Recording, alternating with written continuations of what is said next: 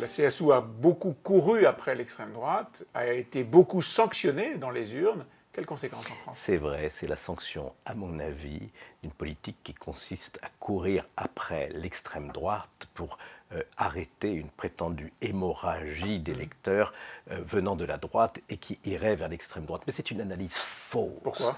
Parce que l'extrême droite se nourrit d'un électorat qui était anciennement en France l'électorat communiste, l'électorat socialiste. Et c'est la gauche qui n'a pas su garder l'électorat populaire dans laquelle elle était très forte.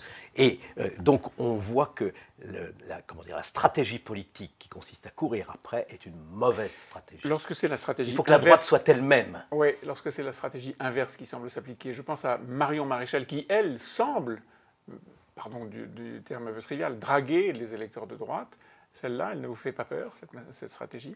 Il me semble que Madame Marion Maréchal Le Pen est sur un segment très très étroit de l'opinion publique. C'est une droite traditionnelle qui très conservatrice. N'a jamais été populaire, elle est très conservatrice. Et il n'y a pas en réalité d'analogie entre